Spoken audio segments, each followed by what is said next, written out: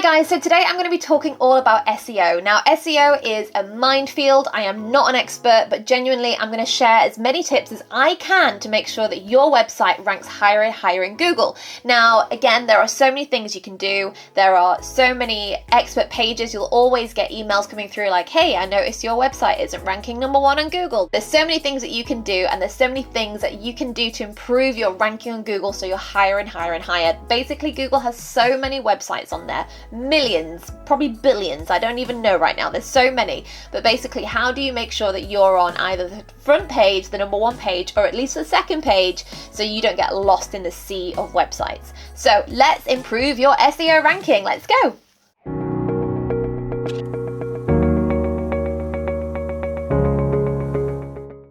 Okay, number 1 is your title and your meta description. So this is basically a fancy way of saying the keywords in your website.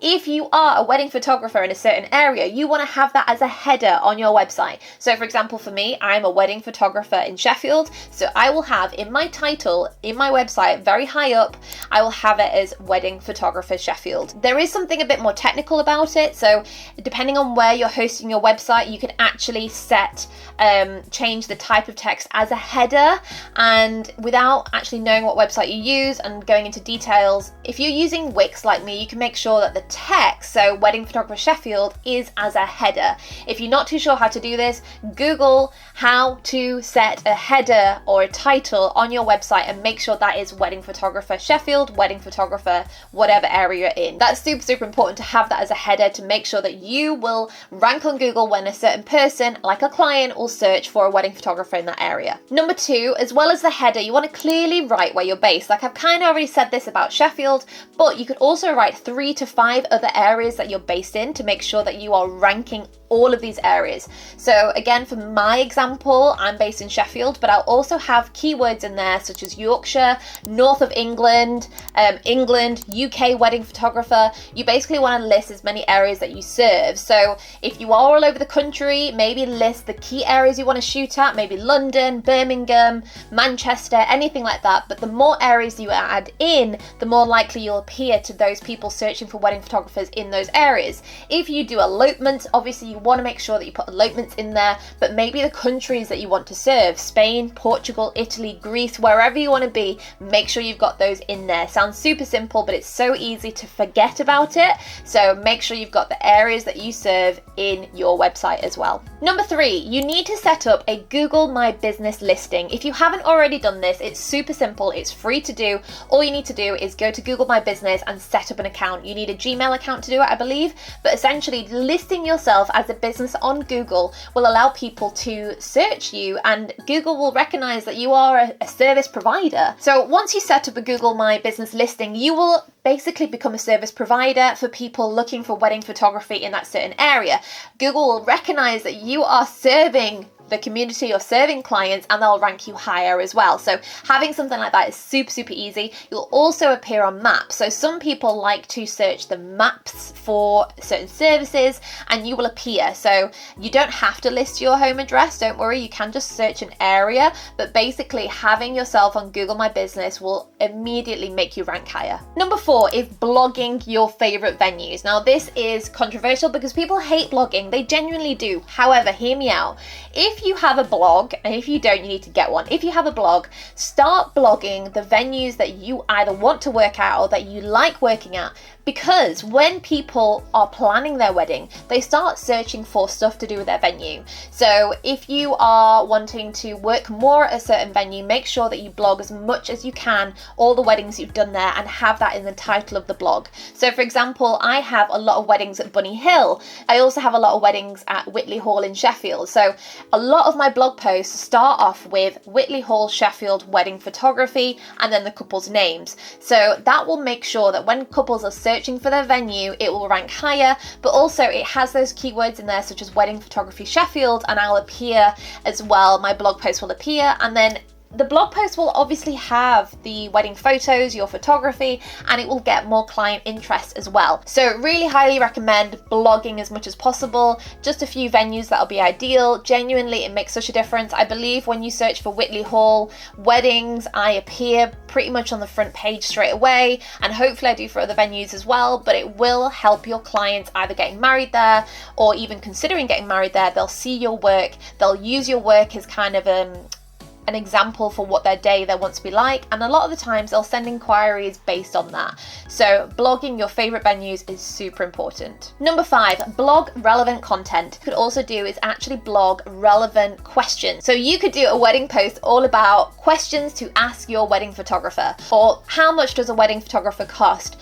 Just simple questions, because people find these questions on Google. You will, like me or you, will type something in like, how do I do this and how do I do that, or how do I plan my wedding? All these questions people search for rather than, a title. So having question blog posts is really, really handy, and it keeps you relevant, keeps your site fresh as well. And the more you blog, the more Google recognizes that you actually are someone that offers good content, and you stay relevant. So blog other types of content that isn't necessarily weddings or couple related. Do other stuff like questions or tips and tricks as well. Okay, number 6 is reviews. This kind of goes back to the Google My Business point that I had earlier, but essentially having reviews also helps you rank higher, because if you are a trusted supplier, then Google want to recommend you. They don't want to recommend someone that's not good, because then that's Google's fault for recommending the wrong person. So as soon as you can, make sure that you ask your clients for reviews. There are so many ways you can do this. Super simple. Add it into emails, add it into Instagram. Please guys, leave me a review if you've had a good service. When you deliver a gallery, you can add the review link straight away. Even when you deliver a sneak peek after the wedding, you could say, hey guys, if you really enjoyed how you spent your time with me, and if you enjoyed these sneak peeks, here's a link to my review page. So the more reviews you will get, the higher you will start ranking Google as well. Not only that, but sometimes you may have noticed it that when you Google something, reviews will appear and the keywords are in bold. So for example, if someone types in their review, this wedding photographer was really calm and they did lots of candid shots. If someone searches for something like candid shots and calm photographer, Google will show that person that review, and you will immediately have a new lead somewhere. That client will see that review and not only know that you're a trusted person, so you're a trusted supplier, but they are actually aware that you offer the things that they're looking for. So make sure that you have as many reviews as possible. I know it's easier said than done, but just keep pushing out those links. You can have a direct Google review link as well once you have listed yourself on Google My Business, and you can post that everywhere. I genuinely have it in so many email templates. So when I send out my galleries, when I send out my sneak peeks, even when a few weeks after, they have that, and I'll keep prompting them to do that. It takes a while and it's really hard, and I've got hundreds of clients and I think I've only got shy of 50 reviews, but it does really help. So get reviews if you can. So number 7 is something called domain authority. And now this is slightly confusing and I don't know the full analytics about it, but essentially it's the backlinks to your website from another website. And basically Google will know that you're a reliable and trusted person if another really good website has a backlink to your website. They basically will know that you have more of a hierarchy. They'll know that you're trusted. You'll basically have a higher authority on Google if you have loads of backlinks from one website to another that links your website to theirs. So a really good way to do this is get listed on blogs. Now this is harder, again, easier said than done. This is quite hard to do. So if you start submitting your weddings and your styled shoots to blogs, wedding blogs that have a high wedding authority, you're more likely to have a higher authority yourself of your own website, and Google will recognize that you are actually a credible person and they want to push your website out to other people. So an example of different websites could be Rock My Wedding, Boho Weddings, Love My Dress, those type of blog post websites, because they will add your website link to their blog post, and then Google will cross-reference them and give you more authority. So basically Google wants to make sure that you are a real person. There are so many scam websites out there. There are so many fake websites out there. If you have more domain authority, you will basically start ranking higher. So if you haven't already, start submitting to blogs as much as you can, whether you just spend a weekend doing it or a week, whenever you can, and even just getting 1 or 2 blogs published in those types of websites will really improve your SEO. Number 8 is having a fast website. So the last thing we want is for someone to go on our website and it's super slow and they disappear really quickly, because Google, I believe, monitors how long someone stays on your website before they disappear. So if you have a very slow loading website, people are very likely to jump off it. I'm guilty of it. I can't stand it if I'm waiting for something. We live in an era of instant gratification. So that means that we want things instantly, and if pages aren't loading, we are not interested, we lose touch straight away and we're off that website. So Google will recognize whether people are staying on your website for a long time, and if they're not, then your SEO will get lower. So the best thing to do is making sure that your website has a very good loading speed. So the ways you can do this is making sure that your images are not full high resolution images. You want to make sure that they are compressed. A lot of website hosting pages will do this for you. So for example, Wix, when I publish my blogs, I upload the gallery to Wix and it puts everything in a bit more compressed way, so it loads a lot faster.